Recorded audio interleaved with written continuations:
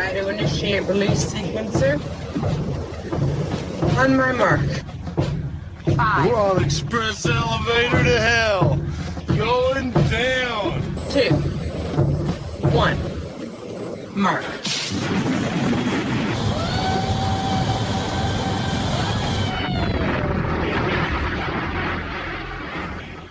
Hello everyone, my name is Mark, aka Derringer. Today is Sunday, January 5th, 2020, and you are listening to episode 242 of the Instant Action Podcast, your weekly source for Planetside news and information. As always, I'm brought to you by great listeners like you via the Support the Show tab on instantactionpodcast.com. So I hope all my listeners out there had a great New Year's Eve, New Year's Day. I know if you're like me, you probably had New Year's Day off. I enjoyed pretty much doing nothing that entire day. I don't know if any of you have any good New Year's resolutions that you want to share. If any of them are Planetside related, feel free. Mine are all board game related this year. I want to get my copy of Scythe to the table a few more times this year, maybe play the entire Rise of Fenris campaign, and also to get my copy of Betrayal at House on the Hill Legacy to the table and finish that, or even start those two. So those are my big non-PC gaming stuff. Other than that, I guess my only resolution for Planetside would be to just be a better player or get to be a better player within the game itself. I label myself as a shitter, and I know that because I'm not the best player in the game, but I do try to strive to be a better player as I play the game. My goal is always to get rage tells from other players, and I haven't gotten enough of those, so maybe that's something that I'll truly work on for 2020. But enough about me. What's in store for this week's show? Well, despite the quiet from the Planetside devs, most likely due to the New Year's holiday, there are a few things to talk about this week. I'm going to start with the Planetside Arena Farewell Event that the community is planning, give my thoughts on it as well. Then I'm going to talk about bug reporting in 2020 and maybe finish up this week with some thoughts on getting better overall at Planetside 2 in 2020. So strap in as we hot drop into another episode of the Instant Action Podcast.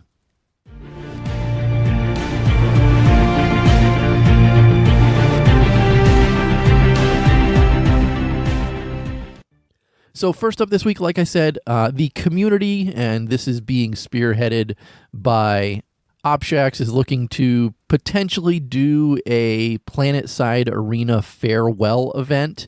So as we all know, Planetside Arena will officially shut down this coming Friday, January 10th, at 5 p.m. Pacific, so 8 Eastern.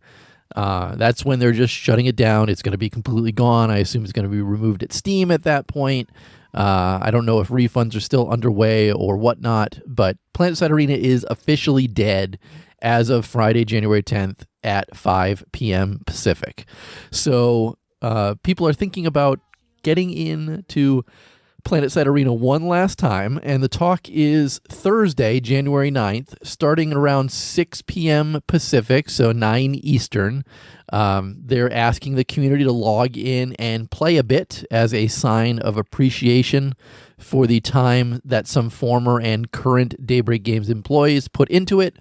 As Opshax writes, the whole PSA experiment is over and that we should blame management for their insane disconnect with the market, not the actual people that developed the game and put the game out there. And while I agree with his final sentiment there, that yes, management is the one that screwed the pooch on this one, and it's not really the developers that messed this one up, I really don't think that I will be logging in to play the farewell event. And I'm not going to tell people not to, because I've heard that Sirius might be logging in and playing as well. I've seen a few other people saying that they're definitely going to be there to play a few matches before Planetside Arena shut down. I saw a bunch of swoop squads comments being posted out there. So it does seem like there is going to be at least some sort of dedicated group of folks playing this on its final day before it dies completely. As I said, I don't think that I'm going to be logging in and playing it because, as I've stated in the past, Battle Royale games are not my cup of tea. Don't really enjoy them. Didn't really enjoy Planetside Arena too much, even though I did my best to play it to help support it. The Capture the Flag version, which may or may not be active on the 9th, was very buggy and prone to be exploited by the Super Jump folks, and I'm worried that if that's still live and if they activate Capture the Flag, that's going to completely demoralize anybody playing, and it'll be a quick shutdown and people will be logging out and stuff like that. Again, I am not a huge fan of, never was a huge fan of Planetside Arena. I just did my best reporting on the information about it and playing it to try it out and stuff like that. That being said, I would never tell someone not to join an event like this, and that's why I'm taking the time to mention it on this week's show. So I'll include a link to the Reddit post. Like I said, set yourself some sort of calendar option so you know that this Thursday, January 9th at 6 p.m. Pacific, there will be people inside Planetside Arena playing it. So if you need to get that one last taste of it before it dies, this is your best and last chance. With that, let's move on to our second topic this week.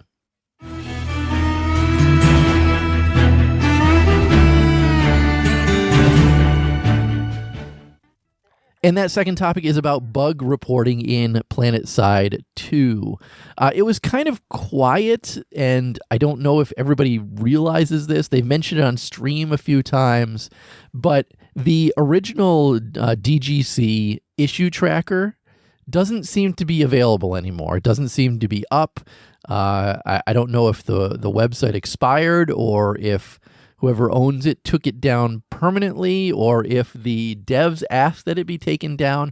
But instead, and like I said, they've mentioned this at least on the most recent live stream. I've seen quite a few Reddit posts from Justin about this as well, saying that they want all bug reporting to be done now on the Daybreak Games forums themselves. So if you're looking to make a bug report about Planetside 2, don't go to the DGC issue tracker anymore. And if you're on the Planetside subreddit, you'll note that clicking on the bug reporting there has also been moved over to the actual Daybreak Games forums themselves. And when we actually look at the forums, and this is at forums.daybreakgames.com/ps2. There, under the Planetside Development tab, there is a new bug reports option. And when you click on that, there's a post on how to report and upvote bugs, how to report exploits, and a reminder to click like on the first post of a thread to show us what's most important to them in regards to bug fixes themselves. And they've got some handy links at the top. The first one is a link to the top bugs. So rather than just being automatically sorted by new, this is sorted by the bugs that have received the most likes to them, so that it's easier for you to find what has been posted before and what is being potentially worked on and looked at. My only complaint, and it's not with the top bugs themselves, because I think it's good that there's the top bugs, and items that have a dev response to them have a little dev tag next to them showing that they've responded to them. And sadly, looking at the first page, only one item has a dev response to it, which, again, I'm a little disappointed to see only one dev response to them. But they also have a section that says resolved, and that one I don't like because there's nothing in it. So that means that they aren't even moving resolved items to the resolve section. Like, for example, there's one that was recorded on November 21st, and it just says unable to log in. And that's the date that they were having troubles with the login servers. When this one has the dev response to it, and they responded saying, look, we saw all these reports. There was an issue. We had to do it with no downtime, but just did a reset, and everybody's pretty much able to log in again. Why isn't this one moved to the resolved section? I'm not sure. It's almost like, why is there a resolved section if there's no messages in it? So I do think that the devs, whoever's maintaining this, and all the messages all the pinned messages seem to be coming from MEPS. So I don't know if he's the one actually working on it or not. The unable to log in one with the dev response to it actually has a response from Justin. Maybe he's the one who should be doing this, but either way, it seems like they do need somebody to start moving these to resolved as they get resolved. Otherwise, it's going to make people think that these bugs just are never getting resolved and never getting worked on. So that's just my suggestion to the devs, if they're listening to this week's show, that might be something to look into, especially if there's some low-hanging fruit ones or items that they fix in the last game update or whatnot. If you're pushing people to report these things on the site, you need to move them to resolved once that they're resolved. But again, this is where you should be going from now on to report bugs in Planetside 2. And again, how to report a bug: first, make sure you do a quick search to see if a bug that you're reporting is already there, because if a bug is already there, then you should upvote that bug report so that way it gets more eyes placed on it. If the bug you're looking for is not there, create a new thread in the forum. Again, only one bug per thread should be discussed, and open additional threads for multiple bugs. So basically, don't report multiple bugs under the same thread. Finally, provide as much detail as possible, including any steps that you know of regarding reproducing the bug itself. And they say you can never post too much detail. And then finally, join the discussion on threads if you can add any additional information to it. And again, this should only be regarding bugs. Posts should be informational and constructive, and that's it regarding it.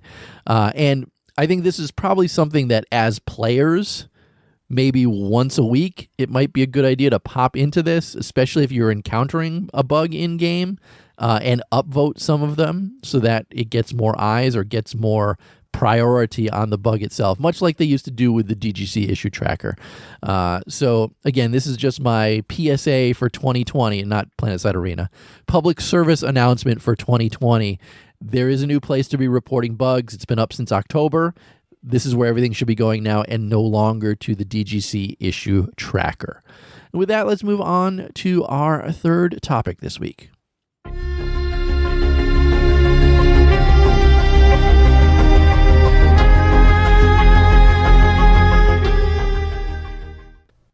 And that third topic, and it's probably going to be the last one this week, because this could be a little bit of information in here that could take up the remainder of the time for this week's show. But this is just a general, and this is something I think that I'm going to do when there's some downtime within Planetside 2 news itself. Like this week, there's very little news going on because of the New Year's holiday.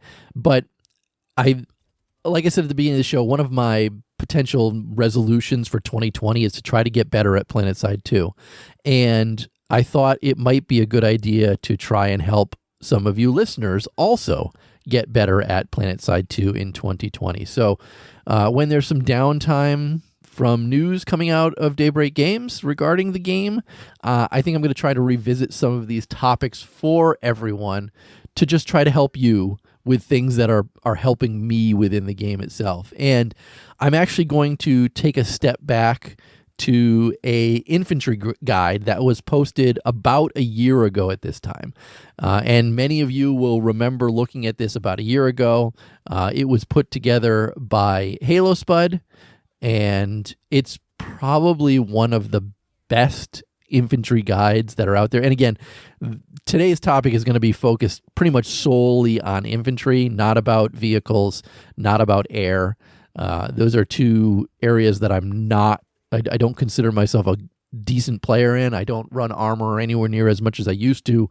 And I certainly can't fly to save my life. So today's topic is going to be heavily focused on infantry and things like that. And like I said, about a year ago, Halo Spud put together this Planetside 2 infantry guide. And this was done because he had done a training course for an outfit. The outfit was interested in getting in their players being better in game. And I know that quite a few other outfits have taken this information and are using it in their internal training for whatever they're playing in game. And I have to say, even a year later, that this is an indispensable guide, and that HaloSpud did a pretty amazing job putting this all together. He talked to streamers in the game, high KD, high KPM, good players within the game itself. And I'm not saying that KD and KPM is the be-all, end-all of being a good player in the game, but he talked a lot to a lot of veterans and people that are considered good players by the community in Planetside 2 in order to put together a 4-point infantry guide to Planetside 2 itself. And I want to talk about it just a little bit because I think even though it's a year old at this point, that the majority, if not everything, still applies to infantry playing within Planetside 2. Now, I'm not going to bore everybody with the entire guide and just drone on and on about it, but I will start by including a link to the entire Reddit post within this week's show notes. So if you want to actually look at more than just the beginning part that I'm going to talk about today, that you can go through the rest of it at your leisure. And like I said, I'm going to revisit this topic later on as we go through the year during quiet times. And who knows, next week could be a quiet week as well. And then, I'll bang right into part 2 of the guide itself. But I'm just going to start with the initial first part of it. And this is all regarding configuration of your PC, things like that. So PS4 folks, all of this is not going to relate to you because you're kind of you're in a locked system. So really this is just for PC players at this point. And the first part of HaloSpud's guide really goes into starting with graphics configurations, explains why lower frame rates will hurt you. So you really should be looking to get the highest amount of FPS possible, because the lower the amount of frame rates that you have, the worst of a player that you're going to be in the game. So while you may be rocking this brand new awesome RTX 2080 Pro, whatever you got for Christmas from mom and dad or grandma, it still would behoove you to play on lower settings than your graphics card can actually fire out, because lower frame rates affect your mouse sensitivity. Lower frame rates will prevent you from doing those kinds of crazy jumps that people do in the game. Also, lower frame rates decrease your weapon's firing rate. And this is all information that was put together in this guide itself. So your first step as a player getting into Planetside 2 or trying to improve your play at Planetside 2 is to get into your user options.ini file so that you can start editing some of the graphic settings that you have in game. Within this guide, there are a bunch of different guides which explain what each thing within the user options.ini file can do. And there's also a pretty good performance guide video linked in here, which gives it some good advice on configuring Planetside 2. Now, there are a few different things that HaloSpud talks about with his comments, and these are all things that I have done within my game itself, because I agree with pretty much everything he says. The first is regarding super sampling, and this is by setting your render quality above 1. So basically, to get 2 times super sampling, you should set your render quality to 1.41. And as long as you have a good graphics card, and basically if you got that nice new RTX 2080 from grandma or mom and dad, that shouldn't be a problem. Next, you should get rid of shadows completely. They really don't add any benefits in regard to detecting enemies, and they use your CPU rather than your GPU, so turning them off is a straight-up performance improvement for you. Next, regarding render distance, this doesn't really affect players not rendering for you in large fights. It does have a performance impact, though. Basically, per Halo Spud's information, infantry render between 300 meters and 600 meters. The 600 meters is for snipers. And vehicles render at 800 meters, subject to how the servers are performing on any given day. So really, setting your render distance to 800 really only helps you if you're flying more than anything else. The game's UI lets you set it to a minimum of 500, which is what a lot of people, Halo Spud included, recommend purely for infantry play. You can set it lower, but it could result in some odd graphical glitches, and he says especially in tech plants. I believe I have mine set to 500 right now. Next, lowering the number of sound channels can also improve your frame rate, but can also make you sound glitch annoyingly in certain situations, really when basilisks are around, and that's it.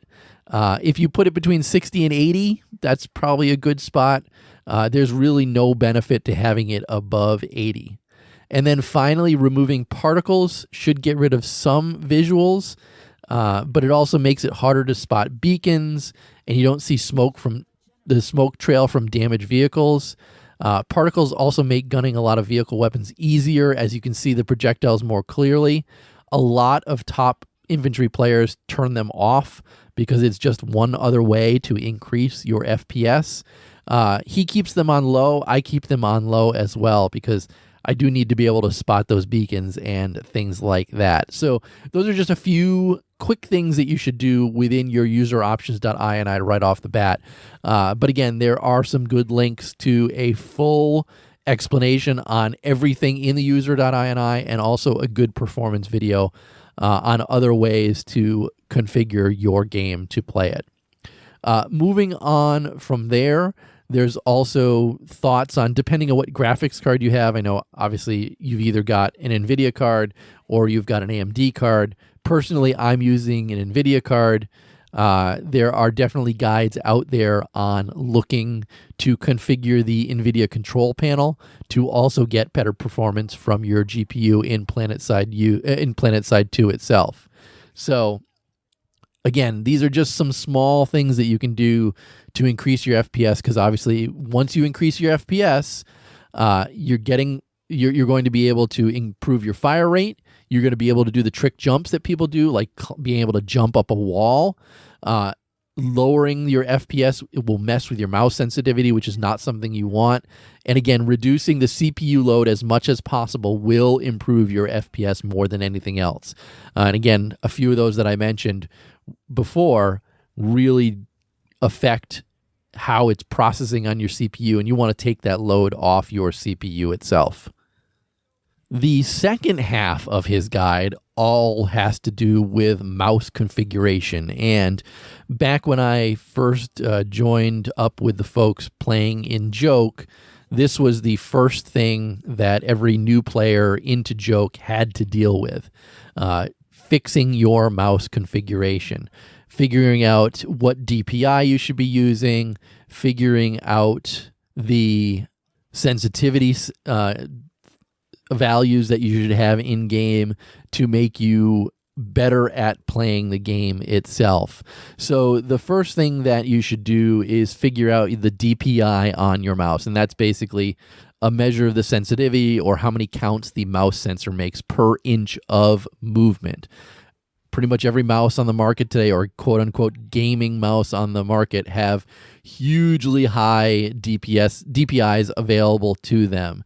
But at this point, the best or very few players have it above 1,000 DPI, and you really don't need it above 1,000 DPI. In fact, most people have it around 800 or 900 in my experience. I know in this, Halo Spud seems to think that the average for sensitivity is around 876 for their DPI. Like I said, if you're doing 800, 900, that's probably a good spot to actually be starting in. Next, he talks about the Windows mouse pointer speed. If you weren't aware, the default increases the mouse pointer speed by 1.5, which could cause pixel skippings. So you should be in your inside your desktop, if you're in Personalize and you're changing the mouse pointer, you should be setting that to the 6th tick on the select a pointer speed, because what that does is it makes sure that there's no adjustment to the DPI in game, and it's just using whatever your mouse is telling it to use. I think that's what most people recommend and what most people are using. Next, while you're still in that same area, right below that is an option for enhanced pointer precision. You should really make sure that that is unchecked because that could also increase input lag. Mine was automatically unchecked, so it's not something that I even had to worry about. So next, again, is back to that sensitivity, and these are your in-game mouse sensitivity numbers. There are various calculators online that you should use. There's a good one linked within this document that Halo Spud put together. He also puts a link of some of the top players and what the sensitivities that they're using. And he goes on to say that the average settings for them, the DPI is 876. The hip fire is 27.9 centimeters, and the aim down sights is 68.5 centimeters. And he says that averages give you a rough indication of the kind of settings that the vast majority of quote-unquote good players were using or are using in the game itself. So ultimately, you should really be using low sensitivity. Don't exceed your mouse's native DPI if possible. Eliminate any form of mouse acceleration that you can. Set that Windows pointer speed, like I said, and get a big mouse mat is probably the last thing that I should mention in this, and it's something that Halo Spud mentions as well. Other than that, again, use the low sensitivity, lower. You should not be using high sensitivity. You'd be surprised how everything changes within the game itself if you're using a much lower sensitivity. So these two topics that I've gone over today is, better frame rates, better sensitivities on your mouse are the two first things that you should be doing within Planetside 2 to try to make yourself a better player. And like I said, I'll try to revisit this topic maybe later this month, next month, or whatnot to kind of give you guys the next steps on what to do. Again, I am including a link to this. Even though it's a year old, the information in it is still extremely good, and I highly recommend it. But with that, let's wrap up this week's show by moving on to housekeeping. Housekeeping. Housekeeping. Come back later, please. Housekeeping. Not now. Housekeeping. Go away. I coming anyway? So no emails, no voicemails this week. I think everybody else was enjoying the New Year's Day holiday as well, which is perfectly fine. So that's going to be it for this week's show. But as always, how can you get in touch with me or the show? Well, your first stop should be my website, www.instantactionpodcast.com. You can also email me at instantactionshow@gmail.com. And please follow the show on Twitter at instactpodcast. But in closing, if you've enjoyed the show, please leave me a review on your podcast listening avenue of choice, whether it's iTunes, Stitcher, Google Play, or anywhere else. Also, feel free to tell your friends and outfit mates about the show. But finally, thanks for listening, and keep spamming that join combat, formerly known as Instant Action button. Derringer out.